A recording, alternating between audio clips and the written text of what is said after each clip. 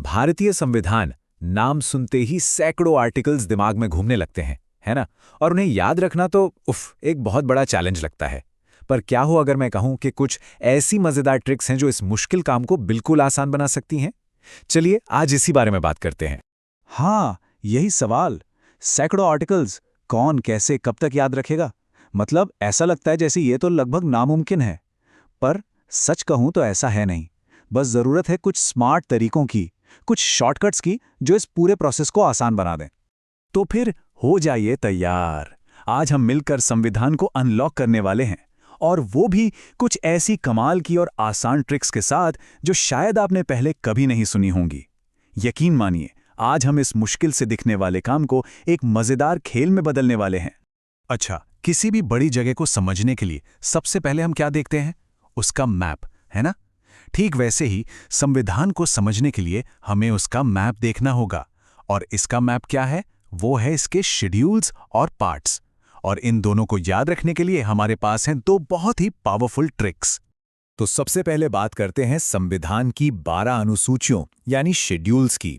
इन्हें याद रखने का एक बहुत ही फेमस और मजेदार तरीका है, और वो है ये phrase, tears of old PM. सुनने में अजीब लगता है, पर इसमें हर एक अक्षर का एक मतलब है। हर अक्षर एक शेड्यूल को बताता है। देखिए, ये कितना आसान है।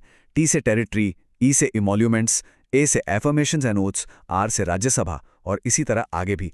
हर एक लेटर एक शेड्यूल को एकदम परफेक्टली मैच करता है। मतलब बस एक लाइन याद रखो और 12 के 12 शेड्यूल आपकी उंगलियों पर। तो शेड्यूल्स तो हो गए, अब बारी आती है संविधान के कुछ सबसे जरूरी पार्ट्स की। और इसके लिए भी हमारे पास एक बहुत ही कैची हिंदी फ्रेज है, सनम ने मिस किया। और ये देखिए इसका जादू। स यानी संघ मतलब यूनियन, न से नागरिकता यानी सिटीजनशिप, म से मूल अधिकार यानी फंडामेंटल राइट्स, और ऐसे ही आगे। देखा, एक छोटी सी लाइन से संविधान का पूरा फाउंडेशनल स्ट्रक्चर याद हो जाता है ना कमाल की ट्रिक? चलिए अब बात करते हैं संविधान के दिल की। जी हां, मैं बात कर रहा हूं फंडामेंटल राइट्स की। आर्टिकल 14 से 35 जो एग्जाम्स में सबसे ज्यादा पूछे जाते हैं। इनको याद करने का भी एक बहुत ही जबरदस्त तरीका है। जानना चाहेंगे? तो ये रही आपकी मास्टर की आपके सामने। हर अधिकार के लिए एक खास मेमोनिक, जैसे इक्वालिटी के लिए ई डाउट, फ्रीडम के लिए SOLE, और शोषण के विरुद्ध अधिकार के लिए TC। ये छोटे छोटे शब्द दरअसल बड़े बड़े कॉन्सेप्ट्स को अनलॉक करने वाले कोड वर्ड्स हैं। चलिए एक को ब्रेक डाउन करके देखते हैं।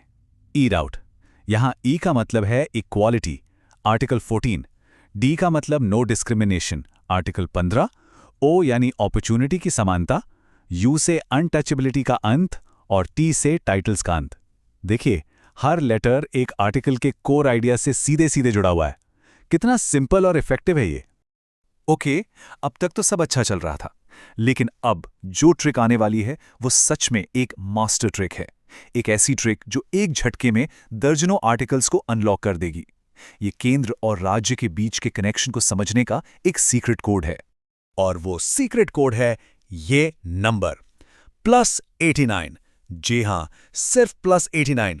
अब आप सोच रहे होंगे ये बस एक नंबर ही तो है।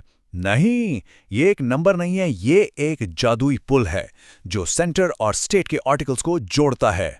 तो इसका मैजिक देखिए।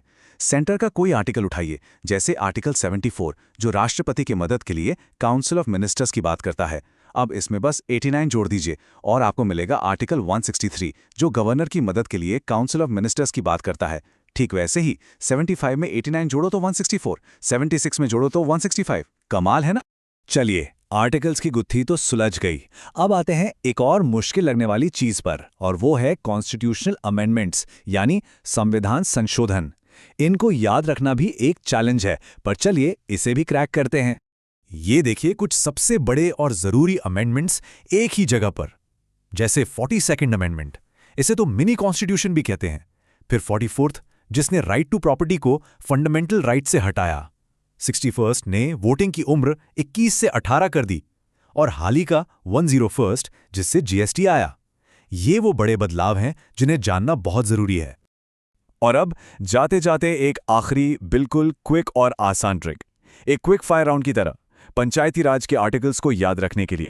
आर्टिकल 243 थोड़ा मुश्किल लगता है ना, पर देखिए, ए से असेंबली यानी ग्राम सभा, बी से बनना यानी पंचायतों का कॉन्स्टिट्यूशन, सी से कॉम्पोजिशन, डी से दलित रिजर्वेशन और ई जो कि 5वां लेटर है तो ड्यूरेशन भी 5 साल। है ना एकदम सिंपल और लॉजिकल। तो आज हमारे हाथ एक पूरा टूलकिट लग गया है। सबसे पहला टूल शेड्यूल्स के लिए टीयर्स ऑफ ओल्ड पीएम। हमारा दूसरा टूल सेंटर और स्टेट के बीच की दूरी मिटाने वाला जादुई नियम +89।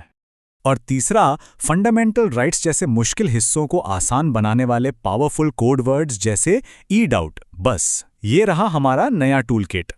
तो इन सारी ट्रिक्स के बाद अब संविधान एक भारी भरकम डरावनी किताब नहीं बल्कि एक मजेदार पहेली जैसा लग रहा होगा, है ना? तो सवाल अब यह है कि इस नए टूलकिट के साथ संविधान के कौन से रहस्य को सबसे पहले सुलझाया जाएगा।